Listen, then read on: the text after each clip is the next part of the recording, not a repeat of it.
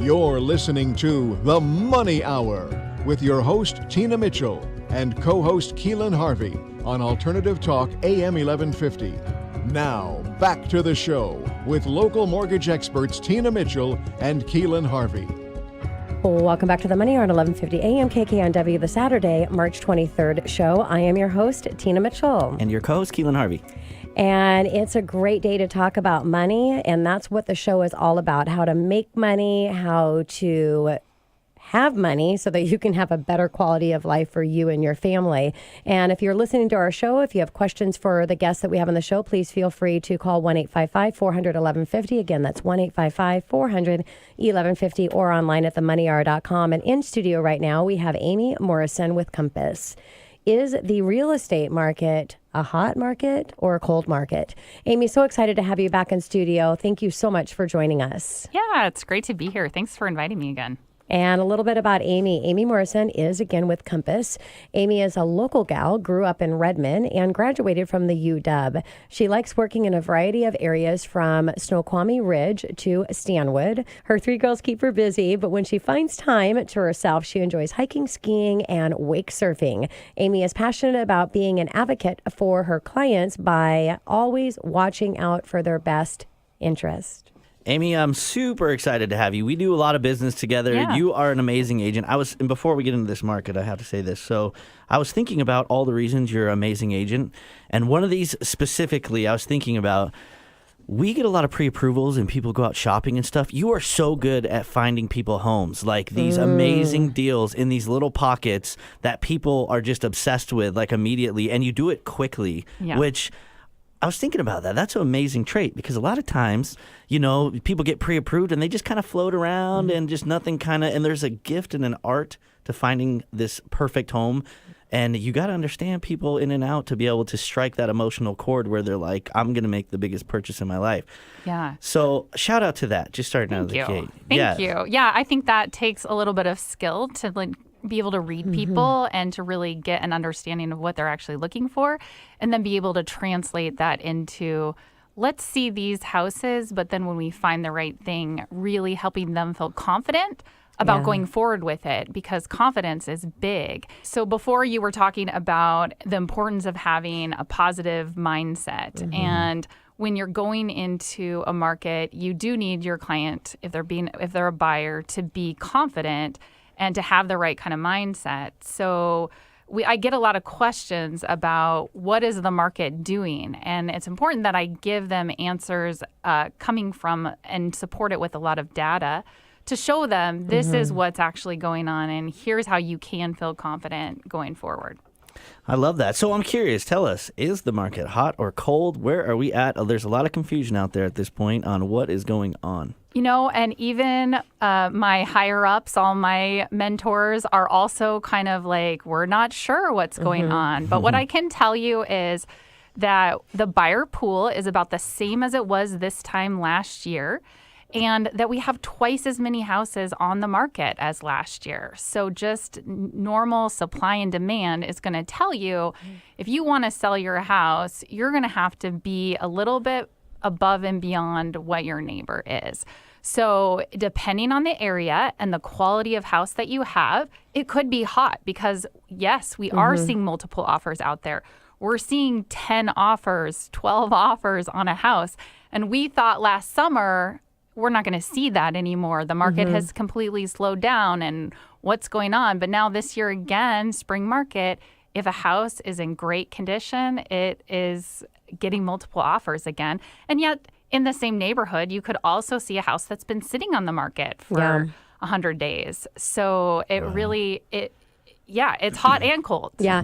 And, you know, bringing all the numbers, because, again, data is really great. But depending on where you're at in the nation, you know, kind of they say a balanced market is anywhere from 3 to 6 months of inventory. And we're not at the 3 months of inventory. So we're not at a balanced market, which means that it still is a seller's market.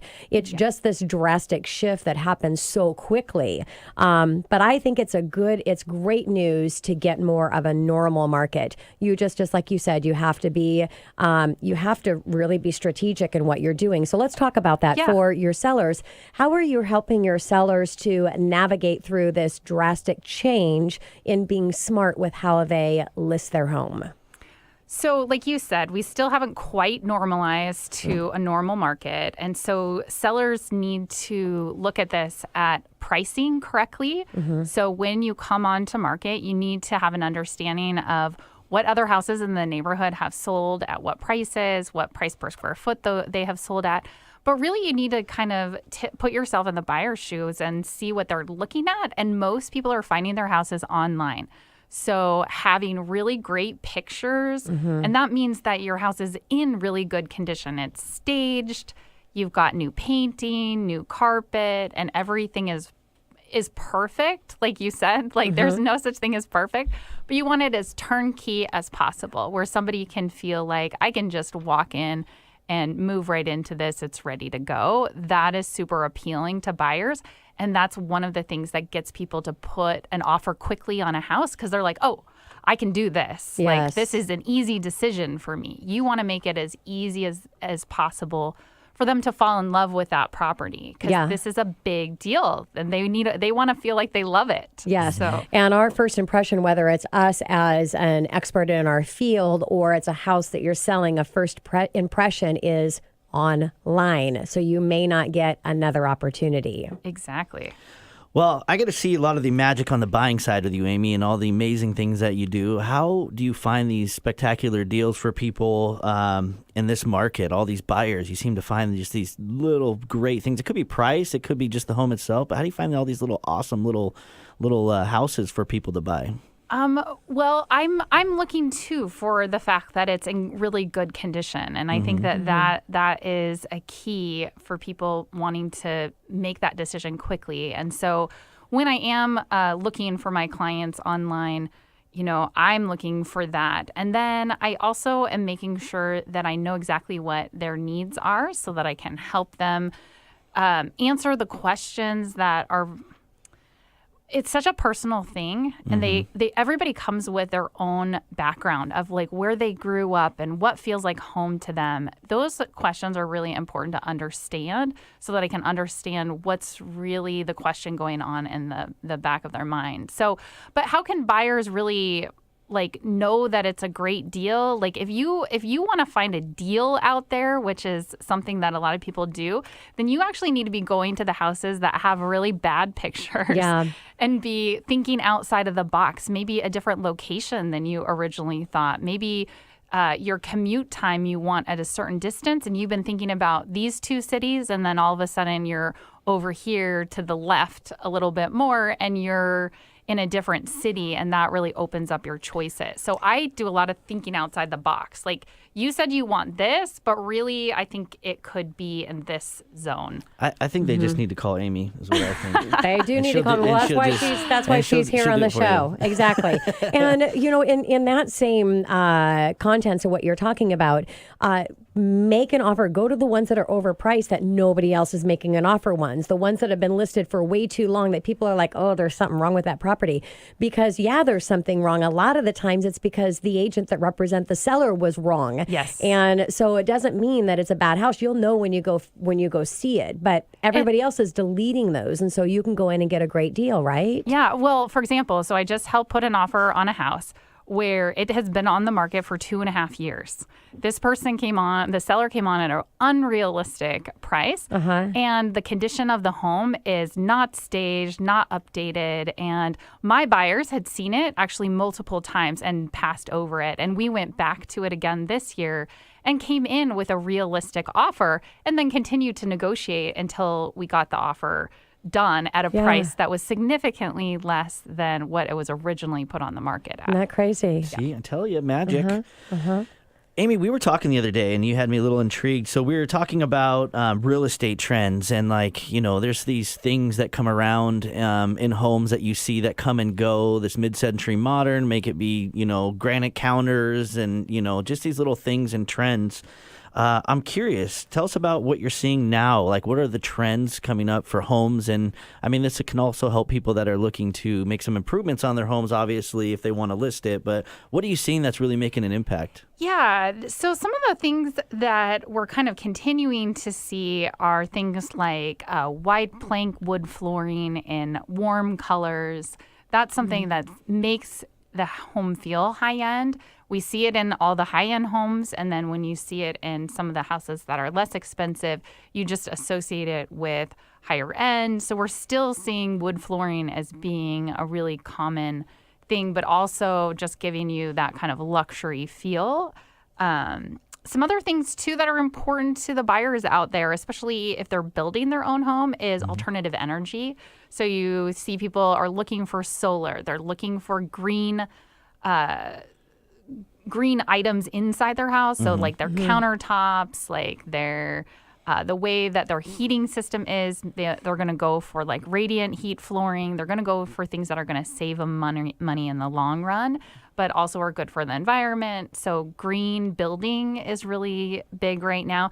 And even builders are advertising that as something like this was done green. And it's interesting, it was a big phase like years ago, and then you really didn't hear a whole lot, and now it's coming back again. It definitely is coming back. And I think it's because it actually saves people money in the long run. And people are always looking to, our buyers in this market are super savvy. Yes. And they have really high expectations. And so anything that helps them, whether it's a smart home feature or green build, those things are definitely on trend. So with a seller, most sellers have some type of budget to work with in preparing their house to sell, where they're going to be putting a financial investment into that. And so they want to be able to get the biggest bang for their buck. So what things should they definitely be doing if they're limited on options? So one thing that I want to tell you about Compass is that we have actually a concierge program where we'll pay for the things that would be helpful in improving your house up front. And then it's huge. Basically like a loan, and then you pay it back at escrow. So Compass fronts the money for that so that you can do the improvements. And the improvements that I'm going to recommend are painting your house, and especially the colors that you pick can make a big difference.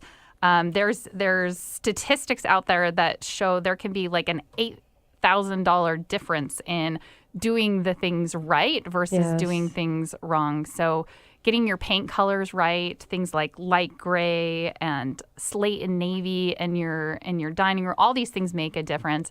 Things like carpet. When your carpet's in poor condition and someone knows they're going to have to come in and redo the carpet, it's kind of a turnoff. But then also think about smell. We always say the smell test. Like when someone comes in and it just smells new, it's like that new car, new house. It's all appealing to somebody. So carpet, paint, landscaping. So your curb appeal is super important. So getting that curb appeal.